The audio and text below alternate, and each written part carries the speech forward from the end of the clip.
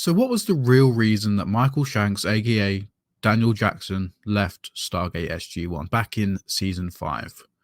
Welcome to SciTrek, your sci-fi TV and movie channel.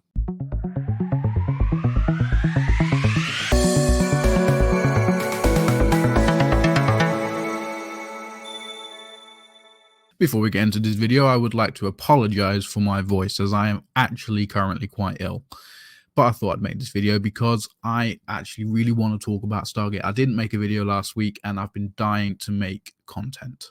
So let's talk about why Michael Shanks, who played Daniel Jackson in Stargate SG-1, why he left the show back in Season 5, why he felt that he wasn't being utilized, and why he felt that the character wasn't really going anywhere. What are my thoughts on this? Let's get into it. Daniel Jackson is one of those characters in science fiction that when he dies, you know he's going to return at some point, because he's died so many times, and every single time he's managed to return. Now, Stargate has a very unique way of making this happen, in the fact that when Daniel Jackson died in Season 5's Meridian after taking a lethal dose of radiation, he was actually helped to ascend to a higher plane of existence, meaning his character still existed within the universe. And should it be the case that Michael Shanks wanted to return to Stargate SG-1, they could easily bring him back by basically descending him from the higher plane back to the mortal plane. And that's exactly what happened. In Season 5, we saw Daniel Jackson ascend to the higher plane of existence after receiving a lethal dose of radiation, and then return back to the mortal plane in Season 6. Now, during the time that Daniel was ascended, he was replaced by Jonas Quinn, who essentially took up the mantle of the archaeologist of the team. Now, I personally really liked Jonas Quinn. He was a really, really good character, and I actually think it's quite sad that because Michael Shanks decided to return to Stargate, Jonas Quinn, the character, was essentially pushed out, and we only ever really saw him in one more episode after that.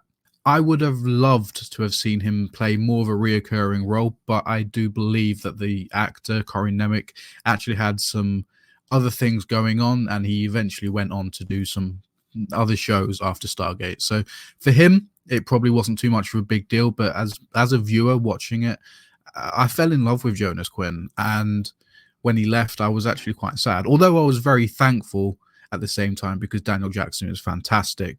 I would have liked to see Jonas Quinn a little bit more. But why did Michael Shanks leave in the first place?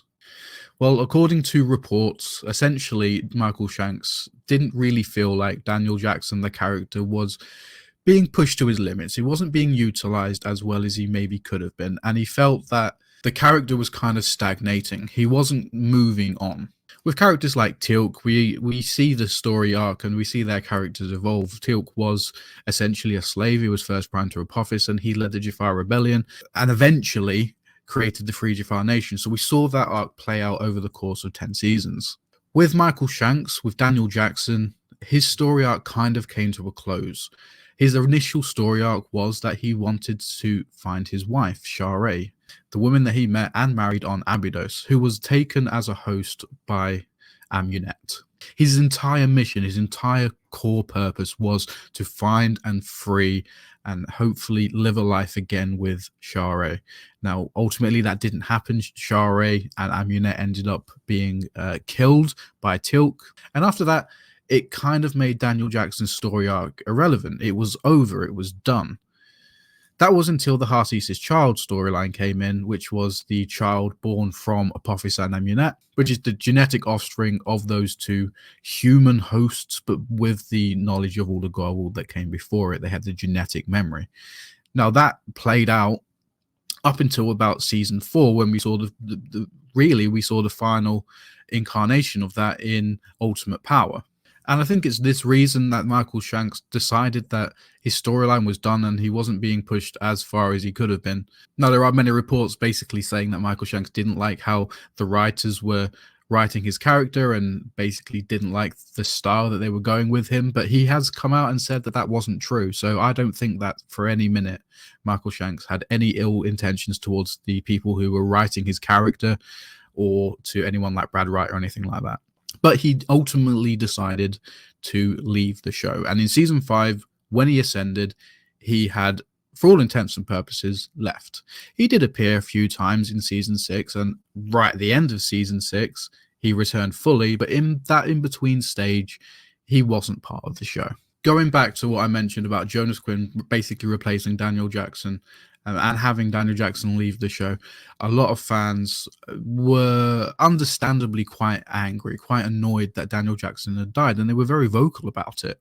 Michael Shanks has been reported as saying that he didn't realize how important the character of Daniel Jackson was to the people who enjoy Stargate. And it's one of them things, isn't it? You don't understand your true worth until people start telling you. For me, Daniel Jackson has always been the heart of Stargate. When Stargate returns, because I honestly believe it will, if he's not in it in any way, it's not going to be Stargate as we know it, because he is the heart and soul. As I've just said, he's the heart and soul. He is basically the reason why the Stargate project even got greenlit in the first place.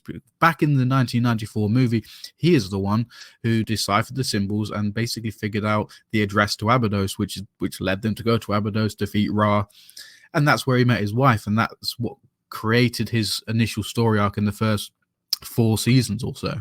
But beyond that, beyond actually helping to found the Stargate program, he was also the voice of reason for many people. He wasn't part of the military, he was a civilian, so therefore he could basically say whatever he wanted, and he always thought with his heart. The character of Daniel Jackson really just wanted to discover new things. He yearned for knowledge. He wanted to figure out ancient languages, and he really wanted to help people in other cultures. He was a humanitarian of sorts. And for me, I think Daniel Jackson was that kind of character that the audience latches onto, the one that we can relate to, because he is a civilian just going along for the ride for all intents and purposes. He is the one that we feel the most for. We want to see him succeed. We want to see what happens with the rest of the team. Of course we do, but Daniel Jackson was that vehicle for the audience. And when he left, it kind of made it a little bit like that vehicle had gone. And Jonas Quinn was a fantastic replacement. I've said before, he was a fantastic character. I absolutely loved him, but because we were so used to Daniel Jackson for the first 4 or 5 seasons, having him not be there for season 6, it was a bit of an adjustment, and the audience didn't really adjust.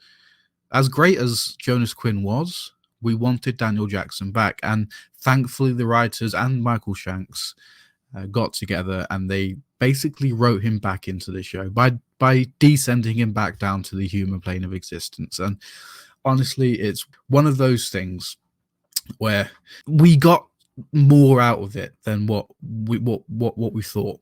Basically, Michael Shanks's character, Daniel Jackson's character rather, went on to do better and better things. He became more vital to the team. He was much more action oriented. He became more of an Indiana Jones kind of archaeologist, with a P90, and he was more like gun-ho kind of thing, and he was more interesting as a character. So even though he left for that year, essentially, I think it was a good thing for Stargate as a whole because of the character that we got out of it.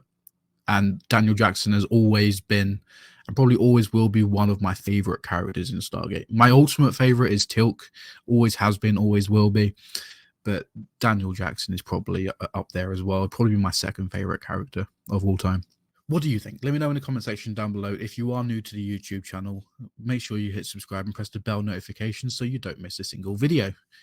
Also, whilst you're down there, consider becoming a fully fledged SciTrekker by pressing the join button down below. Thank you so much for watching. I'll see you next week.